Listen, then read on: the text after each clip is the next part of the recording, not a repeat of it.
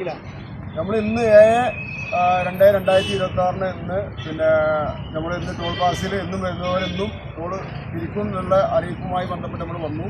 പക്ഷേ ഇതുവരെ ഒരു ബസ്സിൻ്റെ അടുത്തും സ്വകാര്യ ബസ്സുകളായിരുന്നു ഇതുവരെ ടോൾ പിരിച്ചിട്ടില്ല. അതിൻ്റെ ടോൾ പിരിക്കാതിരിക്കേണ്ട വിജയം തന്നെ നമ്മളെല്ലാവരും ഈ രാവിലെ 6 മണിക്ക് ഈ സമരസമിതിയുമായി ബന്ധപ്പെട്ട എല്ലാ ഉടമകളും പരമാവധി ഉടമകളും നമ്മൾ ഈ ടോൾ പ്ലാസിൽ വന്ന് നമ്മളെ സാന്നിധ്യം പോലീസും മറ്റും മനസ്സിലാക്കുന്നതുകൊണ്ടും ടോളിൻ്റെ ആളുകൾ മനസ്സിലാക്കുന്നതുകൊണ്ടാണ് നമ്മളെ തിരിച്ചറിയുന്നത്. അപ്പോൾ ഇനി നമ്മൾ നാളെ മുതൽ നമ്മൾ ഈ പിരിക്കുന്നു പറഞ്ഞിട്ട് വരവ് നമ്മൾ നിർത്തുകയാണ്.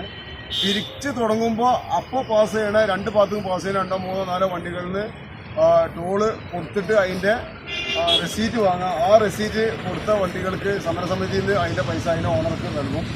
അത് മുതൽ നമ്മൾ എന്ത് ചെയ്യുക, ബസ് നിർത്തി വെച്ചുകൊണ്ടുള്ള ഒരു സമരമല്ല. നമ്മൾ ബസ് എന്തായാലും നിർത്തേണ്ടി വരും. അത്രയും ടോൾ കൊടുത്തുമ്പോൾ ഓടാൻ പറ്റില്ല. ഒരു പ്രതിഷേധം നമ്മൾ ഉണ്ടാക്കേണ്ടി വരും. അപ്പോൾ ആ പ്രതിഷേധം ടോൾ പ്ലാസിലോ മറ്റോ വന്ന് നമ്മൾ അക്രമങ്ങളോ കാര്യങ്ങളൊന്നും ചെയ്യാതെ ജനാധിപത്യ രീതിയിൽ ബസ് ഉടമ സംഘത്തിൻ്റെ നേതാക്കളും തൊഴിലാളികളുടെ നേതാക്കളും ഒക്കെ പറയുന്നത് പോലെ നമ്മൾ എന്ത് ചെയ്യുക, അതനുസരിച്ച് കൊണ്ട് മാത്രം നമ്മളെല്ലാവരും പ്രവർത്തിക്കാതെ മാത്രമേ ഇതിൽ പറയാനുള്ളൂ.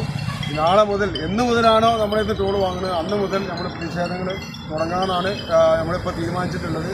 അതുപോലെ ബസ് നിർത്തി പ്രതിഷേധങ്ങൾ ഉണ്ടാകുമ്പോൾ തന്നെ ടോളിൻ്റെ അടുത്ത് നമ്മൾ ധർണാ സമരങ്ങൾ ഇവിടുത്തെ മുഖ്യ രാഷ്ട്രീയ കക്ഷികളെയും MLA MP-മാരെയൊക്കെ എല്ലാവരെയും അറിയിച്ചും പങ്കെടുപ്പിച്ചുകൊണ്ടും സാധാരണക്കാരായ ആളുകളൊക്കെ പങ്കെടുപ്പിച്ചുകൊണ്ടുള്ള ഒരു ധർണാ സമരങ്ങളൊക്കെ നിരന്തരം നമ്മളെ ആവശ്യങ്ങൾ നേടിയെടുപ്പോഴും ചെയ്യാനാണ് ഇപ്പോൾ മൂസാഖാനെ പോലുള്ള ഈ പുതിയ നേതാക്കളൊക്കെ കൂടി തീരുമാനിച്ചിട്ടുള്ളത്. ആ തീരുമാനം നമ്മളെല്ലാവരും അംഗീകരിച്ച് പോകണമെന്നാണ് പറയുന്നത്.